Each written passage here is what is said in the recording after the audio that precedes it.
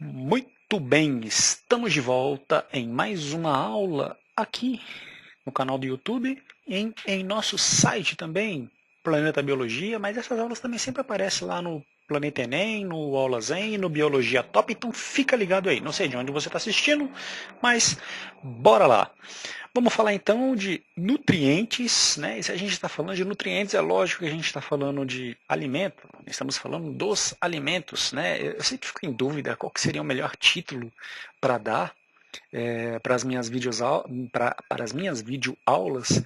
E, bom, é a aula relacionada com os nutrientes, tanto os micro quanto os macronutrientes. E quando a gente fala disso, é lógico que a gente tem que falar da alimentação, dos alimentos, né? Porque é lá que os nutrientes estão. É a partir da alimentação que nós adquirimos os nutrientes. E quem seriam eles?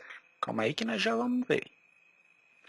Bom, como eu falei, né, os nutrientes eles estão presentes nos alimentos, né? Os alimentos fornecem energia para todas as atividades diárias. Olha uma palavra importante quando a gente está dizendo, quando a gente está falando em alimentação, energia. Só energia? Uma pergunta aí, você saberia dizer quais os principais tipos de nutrientes? Quem são os nutrientes que a gente está falando? Aquela pergunta que eu já fiz logo no slide anterior. Você sabe quais são as funções que cada nutriente realiza? Olhando aqui, você conseguiria dizer quais são os nutrientes que, por exemplo, o coco, ou então uma carne vermelha, ou então uma berinjela, quais são os principais nutrientes que eles carregam? Só uma dica aí, né? Quando a gente fala, a manga tem vitamina não sei o que, a manga tem a vitamina sei lá na quanta, tem proteína, tem carboidrato. Eita, rapaz, tô falando algo dos nutrientes já. Quando a gente diz isso, é óbvio que uma manga ela possui todos os nutrientes, todos os tipos de nutrientes. Acontece que ela é rica ou pobre em mais um tipo de nutriente, ou mais de um, né? Do que outros. A manga pode ser, por exemplo, bem rica em vitamina C e pobre em cálcio, certo? O leite pode ter outra relação. Bom, para que os alimentos servem, né? Qual é a função? Mesma coisa que dizer, a função dos alimentos, para que servem os alimentos? Bom, eles são matéria-prima para o crescimento, para a renovação do nosso organismo, beleza? Eles fornecem energia para que eu possa estar falando, para que você possa estar ouvindo. Se você está ouvindo aí essa aula, maluco, mano, você está gastando energia. Se sua mãe disser para você, meu filho, você não faz nada, isso é mentira, porque até dormindo você gasta energia, certo? Em nível celular você está gastando energia o tempo todo.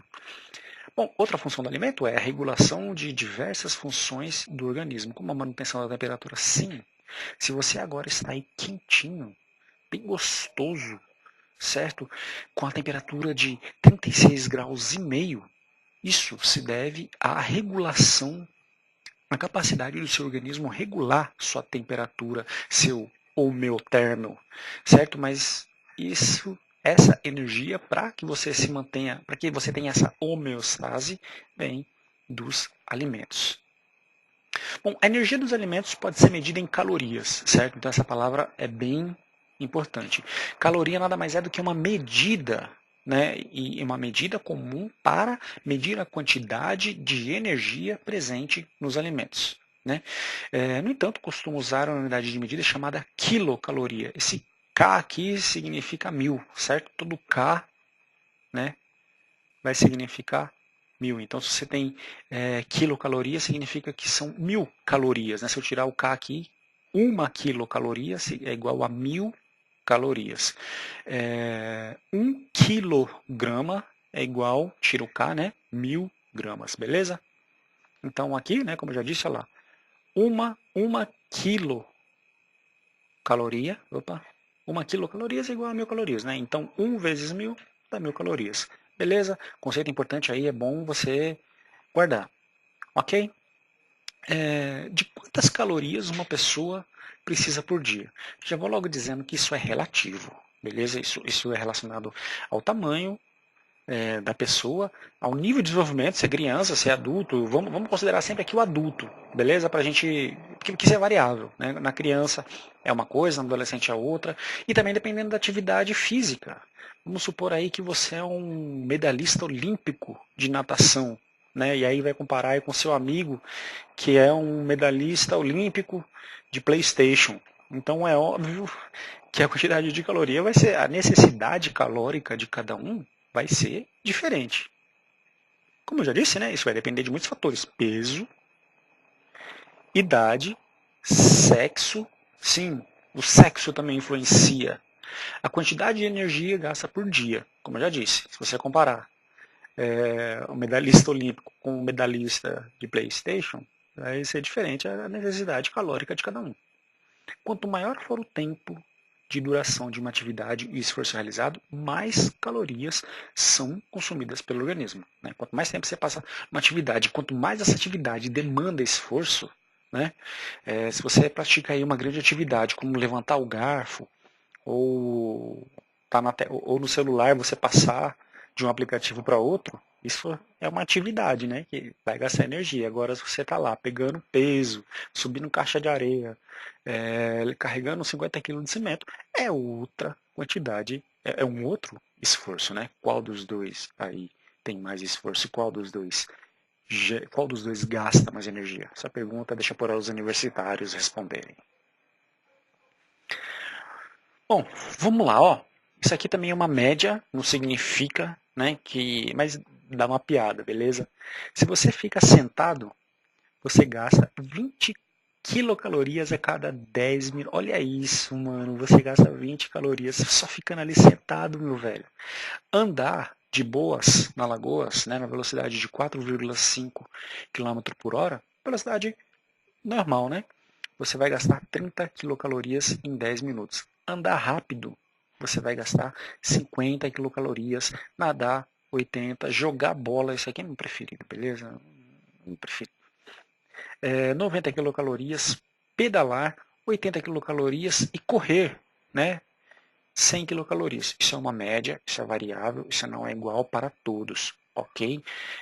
Não é igual para todos. Imagina assim uma pessoa com, vai lá, uma pessoa com 100 quilos e uma pessoa com 60 quilos. Então essas duas pessoas correm 10 minutos. É óbvio que a pessoa que tem 100 quilos vai gastar mais caloria, porque ela tem mais peso, ela tem mais esforço, ela está carregando a si própria, que pesa 60 quilos, enquanto a pessoa que pesa 60, ela está carregando a si própria, que pesa 60 quilos, gasta menos caloria. Beleza, então isso é importante, essa lógica, esse raciocínio lógico aí é importante. Celton, cada alimento é formado por várias substâncias químicas. E aí aqui a gente está entrando mesmo aí no campo dos nutrientes, ou nos tipos de nutrientes, lá nos macro e micronutrientes. Olha lá que lindo, cara.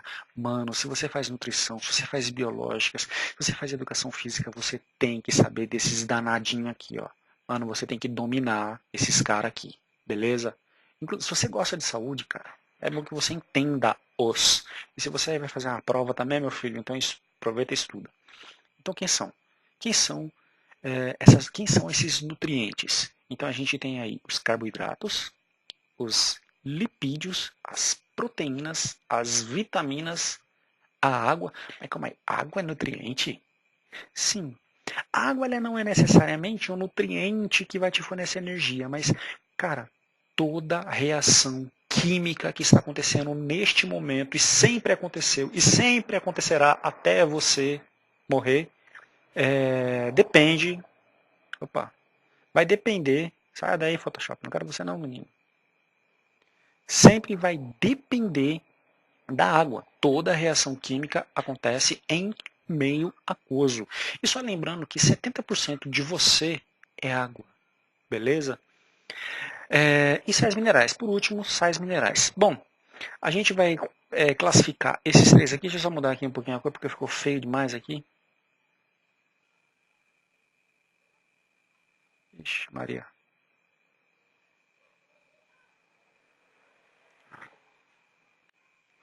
Bom, aí chegamos estamos chegando a parte dos nutrientes mesmo, né? Cada alimento é formado por vários tipos de substâncias químicas.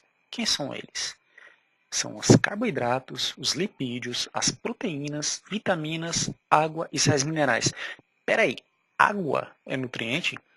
Sim, ela não é um nutriente no sentido de ela te fornecer energia, de agir como uma proteína, como uma vitamina ou como um carboidrato, né? Mas toda reação química, tudo que acontece em seu corpo acontece em meio aquoso. Basta lembrar que você é feito de 70%, em média também, aproximadamente 70% do seu corpo, do peso do seu corpo, é água, certo?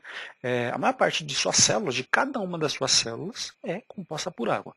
Aí a gente vai dividir aqui, beleza?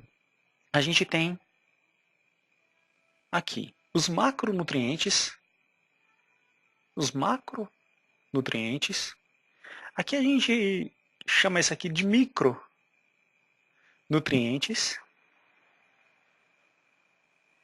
E as vitaminas, elas são um tipo especial de nutrientes, porque ela, na verdade, ela pode ser um desses três, tanto o carboidrato, um lipídio e a proteína. Só que ela não é produzida por nosso organismo. Nosso organismo não tem a capacidade de produzir, né? Não é produzida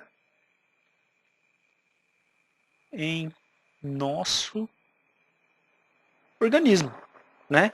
Ao contrário dos carboidratos, lipídios, proteínas, os sais minerais também, eles não são produzidos, né? Conforme a gente ingere, a gente pode conseguir carboidrato da alimentação também, certo? Como o sódio, por exemplo, a gente pode conseguir ele de várias maneiras, como nitrogênio também, a gente pode conseguir ele de várias maneiras. Beleza? Bom, nenhum alimento contém todos os nutrientes que nós precisamos. É por isso que devemos manter uma dieta variada e equilibrada, sempre associada a atividades físicas regulares. Né? Isso aqui é lógico, é o ideal. Né? Isso aqui seria um cuidado bem importante. Se você consegue manter uma dieta mais diversificada, a chance de você ser mais bem construído, em relação à saúde mesmo, é muito melhor. Já que nós somos feitos disso, ó, carboidrato, lipídios, proteínas, vitaminas, água e sais minerais. Da onde vem? De nossa nutrição, de nossa alimentação. Então, se você tem carboidratos de má qualidade, lipídios de má qualidade, proteínas de má qualidade, você terá um corpo também de má qualidade. Não estou falando bonito, né? Não no sentido estético, mas no sentido de saúde mesmo. Beleza? Bom, o alimento, esse processo digestório, né? Que ele é transformado cada vez em partes menores, a ponto de poder entrar na circulação sanguínea e chegar em todas as células do corpo. Isso se chama digestão, certo? Essa é a função da digestão. Pegar aquele pedação de batata que tu come, aquela batata grande lá pra caramba que tu come, e aí quando tu comer, ela vai ficando cada vez menorzinha, cada vez menorzinha, cada vez menorzinha, até ficar um tamanho molecular, né? Com capacidade de entrar tanto no sangue quanto nas células. A energia dos alimentos é liberada no interior das células, né, por meio de um processo chamado respiração aeróbica. É lógico que existe um processo também chamado respiração anaeróbica, certo? Mas a maior parte da energia que nós obtemos é de respiração aeróbica. Eu já falei disso em outras aulas, lá em respiração celular. Também já falei um pouquinho de ATP, enfim, não vou repetir esse assunto. A energia na respiração aeróbica, né, a gente obtém energia principalmente através da glicose, certo? Que é um carboidrato, é um açúcar, né? Mais o oxigênio, a gente vai conseguir em uma reação moléculas de energia, certo? Que você lembra aí qual que é? Estou escrevendo. Olha o nomezinho da molécula. O ATP ou adenosina trifosfato, um bom nome para você dar para um filho quando você tiver um próximo filho. Seria interessante que você desse o nome de adenosina trifosfato, né? Principalmente se fosse menina. Seria bem legal. Nome bonito. Me chama aí para batizado que eu não vou. E aí, como resultado, o gás carbônico e água, certo? Então, dessa reação, a gente tem essa transformação, esses produtos. Bom, os carboidratos, né, que são tipo de nutrientes, também são chamados de glicídios ou açúcares. E a sua principal função é dar energia ao organismo. Eu digo principal, mas não única, certo? 1 grama de carboidrato possui aí aproximadamente 4 quilocalorias de energia. Então aqui a gente vê fontes de carboidrato, como pão, os doces, né? Frutas doces, né? Possuem aí, fruta doce possui frutose, o próprio açúcar, que é sacarose, né? Praticamente ali carboidrato puro, açúcar puro. Com exceção do mel, todos os alimentos ricos em carboidratos se originam de plantas. Ah, mas o pão, sim, pão, né? Lembra aí, trigo, beleza? Bom, a celulose é um carboidrato que vai se formar nos vegetais e é conhecido também como fibra alimentar. Seguinte, maluco, essa fibra alimentar, ela até rimar. Fibra alimentar é bom para cagar. Se você é novinho, novinha aí, talvez é bem possível que você não tenha essa dificuldade, mas mano, calma que a idade vai chegar, a idade vai te alcançar e conforme a idade vai passando, o intestino vai mudando o seu funcionamento e aquele ato que era tão fácil, né, que você fazia aquela obra, aquela arte, você era um artista com desempenho fantástico, né, a sua produção vai, aquela arte já não é tão mais fácil, já não é mais tão inspirada. A fibra alimentar aí é presente, né, presente em frutas, legumes, em folhas, no pão integral, são alimentos ricos em fibra. A fibra alimentar, a celulose, ok? Ela não é digerida, né? Mas ela ajuda no processo de digestão, ok? Facilitando a formação e a condução, o andamento do bolo fecal até chegar no momento de inspiração máxima e o nascimento da obra. Aí tem, né, os exemplos de alguns elementos ricos em fibras. Como eu já disse, né, fibras são importantes na alimentação porque aumentam a absorção de água e amolecem as fezes, evitando problemas intestinais. Bom, os lipídios, os terríveis lipídios, tão mal falados lipídios, mas tão essenciais para a nossa vida. Sem ele, meu querido, você não vive. Sem ele, você morre. Né? Eles são usados principalmente aí na reserva de energia, por isso que eles são odiados. Né? Besteira isso daí. 1 grama de gordura equivale a 9 quilocalorias de energia. Elas também têm a função aí na construção. Aqui, ó, esqueci de falar, mas os açúcares eles também fazem parte na construção das células. A parede celular não, desculpa. Em suas células, aí na membrana plasmática, você tem várias glicoproteínas, né, que vão fazer parte ali da parte estrutural mesmo de suas células. E os lipídios, né, importantes na construção, na formação da célula dos hormônios. Boa parte dos seus hormônios aí são de origem, são compostos aí por lipídios. E também servem na proteção do corpo, tanto contra choques, contra pancadas, né, e variação de temperatura. Assim, aquela gordurinha faz com que a variação de temperatura, tanto para o frio quanto o calor, seja menos sentida. Aí, alguns alimentos ricos em lipídios, apesar dos lipídios terem uma má reputação, eles são fundamentais e existem diversos lipídios que fazem muito bem à saúde, né? Como o coco, o abacate, a gordura da carne, que já não é tão boa, isso realmente é verdade. Ela pode formar um mau colesterol, alguns tipos de óleo também podem formar um mau colesterol, mas existem diversas fontes de lipídios de extrema qualidade. Você já deve ter ouvido falar aí de um lipídio que está na moda agora, que se chama ômega 3. Bom, o ômega 3 nada mais é que um lipídio. O consumo excessivo de lipídios pode resultar em acúmulo de gordura no organismo e ser prejudicial para a saúde. Não só de lipídio, mas de carboidrato também. Viu? O excesso do consumo de carboidrato também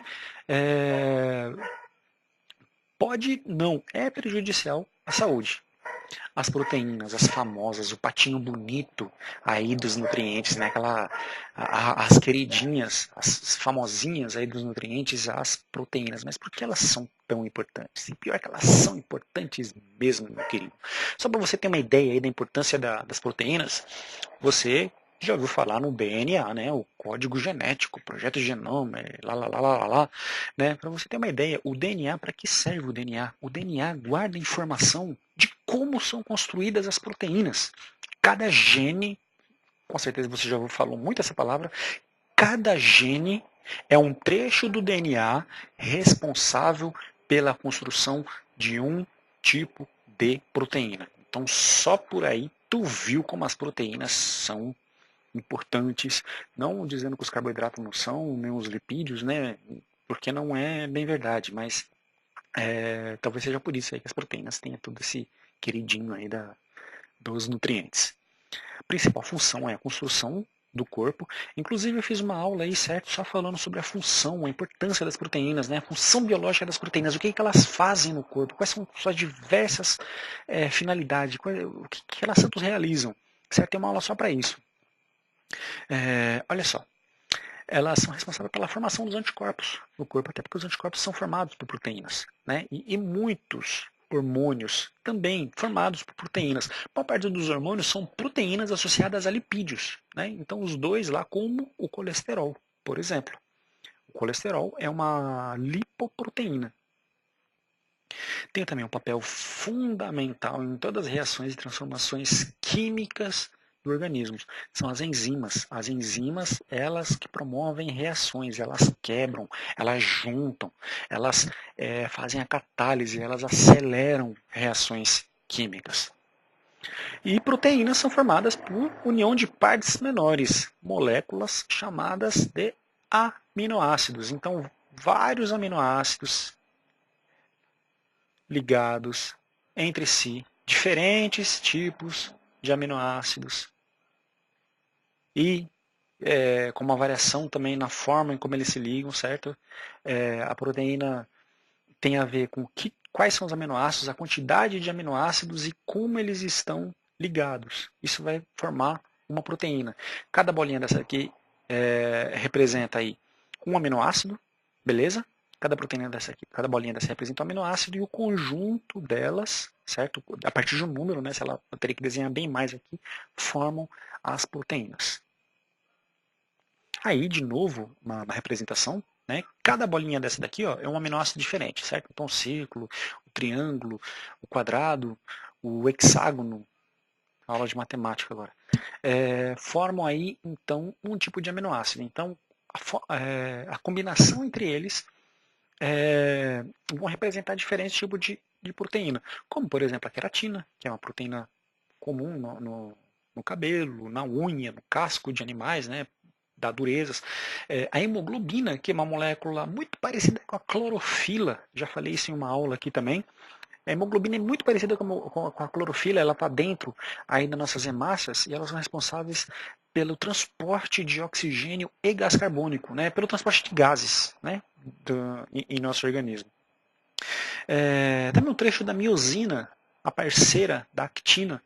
Precisa decorar esses nomes, né, mas é interessante saber. A miosina é responsável, junto com uma outra proteína chamada actina, pela contração das fibras musculares, ou seja, pela realização do movimento de nossas fibras musculares. Na natureza existem 20 tipos de aminoácidos, certo? Existem os aminoácidos essenciais, né, que a gente adquire ele através da alimentação. E os alimentos de origem animal são, em geral, a fonte completa de proteínas, com todos os aminoácidos. Um pedaço de carne costuma conter aí todos, a carne vermelha costuma conter todos os aminoácidos. Mas eu vou falar uma curiosidade para vocês. Né? Antes aqui, né? Uma combinação de alimentos vegetais pode suprir boa parte de nossas necessidades proteicas. Você sabe por que o arroz com feijão é considerado uma combinação perfeita? Porque o arroz e o feijão, os dois juntos, ele contém todos os aminoácidos essenciais. Só o arroz com feijão, ele possui todos. Né? Por isso que é uma excelente combinação, certo? Bom, as vitaminas, também outra famosa, outra queridinha, né? Mas o que são vitaminas? Elas são diferentes de proteínas? São diferentes? O que elas são? Bom, falando da função delas, né? Elas controlam ou regulam várias das atividades de nossas células, né? Ou seja, de várias funções do nosso corpo, como por exemplo a vitamina A, que é uma molécula chamada retinol, a gente chama de vitamina A para facilitar. Retinol, se eu ouvir falar em retinol, é a vitamina A, é o nome científico dela, entre aspas, científico. Mantém os tecidos epiteliais saudáveis, favorece a saúde da visão, né, encontrada no leite, no ovo, derivados de leite, na carne vermelha, na manteiga. Eu também já fiz uma aula aí só sobre isso, só sobre vitaminas, viu? Dá uma olhada lá. Os organismos podem fabricar a vitamina A, não pode fabricar a vitamina A. Desculpa, não pode fabricar o beta-caroteno. Mas se a gente ingerir o beta-caroteno, então aí a gente é capaz da junção do beta-caroteno, ok? Formar a vitamina A. Né? O beta-caroteno é o precursor da vitamina A. Só que o beta-caroteno tem que vir da alimentação, porque nós não somos capazes de produzi-lo. Aí outras fontes aí de beta-caroteno, beleza? Como a couve. A couve aí vem sendo estudada e vem sendo considerada como superalimento. Aí no prato de tanta gente, e a couve é considerada um superalimento. Não só porque ela é rica em vitamina A, mas como ela é rica em vários tipos de nutrientes. Beleza? Vitaminas do complexo B, são várias as vitaminas do complexo B, hein? Elas agem em muitas reações químicas, principalmente no processo de respiração celular. Né? Então a gente tem aí fontes de vitamina B1, amendoim, pão integral, carne vermelha, aí de novo a couve, a benedita da couve aí, certo? Pão, espinafre, novamente aí a niacina, como carne de frango, carne de peixe. Olha a couve, meu. Pense no danadinho. É gostosa a couve, viu? Se você não gosta da couve, começa a gostar. Ou não. A vitamina C, com o nome, entre aspas, científico de ácido ascórbico, é também é importante na manutenção dos tecidos conjuntivos. Aí tem várias fontes de vitamina C, certo? Como laranja, limão, frutas cítricas em geral. Meu, já tô ficando com raiva da couve, cara. A couve aparece em tudo. Olha aí de novo a couve. Eu vou comer couve hoje. Pena que não tem. E também brócolis, né? Em frutas cítricas em gerais. Frutas cítricas em geral. A vitamina D, que é a vitamina do sol, né? Que ela facilita a absorção e depósito de sais de cálcio e fósforo nos ossos, né? A vitamina D, para a gente poder sintetizar, para a gente poder finalizar a cadeia de produção dela, a gente vai precisar do sol, certo? Dos raios ultravioletas presentes no sol. A vitamina E também é importante na manutenção dos glóbulos vermelhos e é também a vitamina da virilidade, né? Elas vão ajudar aí na formação de óvulos e espermatozoides saudáveis, se encontrado em óleos vegetais, cereais, leguminosas, laticínios, ovos, hortaliças com folhas verdes, né? A vitamina K, também é a vitamina da coagulação sanguínea, essa é encontrada em folhas verdes, batata, ovo, óleo de soja, e serão fabricadas lá no final, né, por bactérias que vivem no intestino grosso. Bom, todas as vitaminas são encontradas em alimentos e tem um pessoal aí que toma, né, comprimido, só deve ser tomado com orientação médica, porque atualmente existe um problema chamado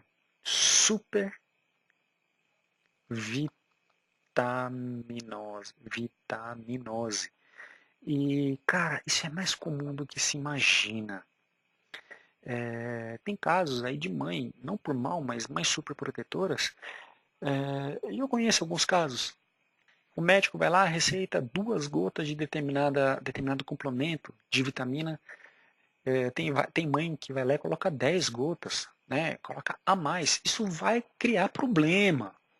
Isso vai dar problema, porque o excesso de vitamina ela começa a intoxicar, desregula o organismo, pode criar vários tipos de problema, entre eles a obesidade, né? Um crescimento acima do normal e vários outros problemas que às vezes nem acontece no momento que se toma vitamina. Isso pode vir no futuro, vários anos depois. Então, tomar vitamina por conta própria é bem perigoso, certo? É bem perigoso porque pode criar vários males, né? Então, é importante você ter um acompanhamento especializado para saber se você deve ou não tomar vitamina. Se você tem uma alimentação saudável, você já está tendo acesso a todas essas vitaminas. Se você acha que precisa de um suplemento, então busque orientação, porque vitamina, ela só tem esse nome vitamina na quantidade certa. Se você tem uma quantidade acima, ela passa a ser um veneno. Então ela pode em último caso matar, mas ela pode criar vários problemas de intoxicação. Beleza? A água, talvez o principal deles, né?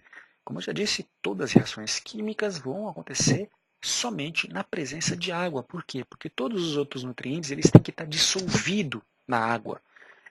Não é possível nenhum tipo de reação química em seres vivos acontecer na ausência de água. E também eles são fundamentais para auxiliar o transporte, né, das substâncias e também na eliminação, na excreção dos outros nutrientes que não foram processados. E também a água ajuda a regular a temperatura do corpo pelo suor. A água corresponde a mais da metade, né? Eu diria aqui que é aproximadamente mais, né? Mais que 50%, aproximadamente 70% do peso do nosso organismo, seu aí, é água. Em alimento mensal variável, né, a água representa cerca de 80% do peso dos alimentos. Claro que é variável, né? Se você pegar, por exemplo, uma semente de feijão e comparar com uma melancia, uma possui aproximadamente 90% de água, contra a outra possui 10%. Mas na média de todos os alimentos é 80%. Bom, nosso organismo também representa de pequenas doses de sais minerais. Quem seriam os sais minerais? O cálcio e o fósforo, né, que são fundamentais na formação de ossos, dentes e atuam no funcionamento de nervos, músculos e são encontrados nos alimentos abaixo. O fósforo também é encontrado no ATP, por isso que chama adenosina trifosfato, P de fósforo, né, em latim, significa fósforo. Também encontrada no DNA, então olha aí, ó, como o fósforo é importante, certo? Ele é importante não só na regulação do que entra e sai em nossas células, como elas também são importantes na estrutura do DNA e do ATP, onde a gente pode encontrar esses sais minerais, certo? Leites e derivados, brócolis, espinafre, ovo, o ferro. O ferro ele é fundamental para uma proteína chamada hemoglobina, como eu já havia dito anteriormente. A hemoglobina ela vai carregar oxigênio. Se a gente tem uma concentração baixa de oxigênio, a gente leva menos oxigênio para os nossos tecidos produzem menos energia e nós, por consequência, ficamos fracos e ficamos anêmicos, que é o nome da doença que se dá por falta de ferro. Certo? O ferro pode ser encontrado em carnes vermelhas, em carne de peixe, em ovos, em cereais, como o amendoim, por exemplo, a couve. Vai comer couve hoje, viu? E o brócolis. Sódio, potássio e cloro. O sódio e potássio importantíssimo no transporte celular, né? Influenciam no balanço hídrico e atuam no funcionamento de nervos e músculos. Existe uma tal de bomba de sódio e potássio, só para você ter uma ideia. Aproximadamente 20% de toda a energia em seu corpo é utilizada para uma proteína chamada bomba de sódio e potássio. O que ela vai fazer? Ela vai fazer com que as concentrações no interior quanto no exterior de sua célula sejam alteradas. E essa alteração de sódio e potássio cria movimento, né? Porque como vai alterar a composição elétrica, a composição eletrônica devido à concentração, isso vai criar movimento. O sódio e o cloro fazem parte do sal de cozinha, né? Só lembrando aí que NaCl é o nome shake, o nome de apresentação, o nome de batismo do sal de cozinha, e o potássio encontrado nos seguintes alimentos: couve. coma couve. Couve faz bem, couve é danado, rapaz. Couve possui um tanto de nutriente aí. Pense no alimentozinho, viu? Em cereais. Tô na dúvida se isso aqui é espinafre ou é rúcula, mas parece espinafre. Cenoura, né? Tubérculos, né? Em geral, tubérculos avermelhados, brócolis. O iodo também é bem importante para alguma das atividades, né? Ele faz parte dos hormônios que são produzidos pela tireoide, que vão aí ser responsáveis pela produção de energia e o crescimento do corpo. No sal de cozinha, hoje já existe uma lei em que é adicionado uma quantidade mínima de iodo, né? A falta de iodo cria uma doença chamada bócio, onde tem o crescimento, exatamente, da tireoide. A tireoide acaba crescendo. Quando tem uma dieta pobre em iodo, a tireoide cresce, que é para, como se fosse assim, bom, vamos crescer para a gente aumentar a nossa área de absorção, para a gente adquirir, para a gente conseguir capturar mais iodo. Quando a gente tem uma alimentação aí equilibrada em iodo, não deve ter esse problema, beleza? O flúor, que é conhecido das pastas de dente, ele participa na formação dos ossos e dentes. Em muitas cidades é adicionada água encanada. Existe toda uma controvérsia aí do flúor, porque o flúor também ele é tóxico. Né? Isso vai depender muito da quantidade. Tem gente que diz que ele é completamente tóxico, que isso não deveria ser jamais adicionado na água, mas tem toda uma discussão relacionada a essa questão. Bom, galera, era isso daí, certo? Que tinha para dizer. Espero que você tenha gostado. Espero que você tenha assinado esse canal aí, que você tenha sentado o dedo nesse inscreva-se, que você tenha colocado lá na notificação, porque agora você vai querer estudar biologia para um caramba. E qualquer dúvida, bota aí nos comentários, seja nos nossos sites ou então seja aí no canal do YouTube. Firmeza. E é isso aí. Vou ficando por aqui. Um beijo na poupança e até mais. É nóis, Queiroz.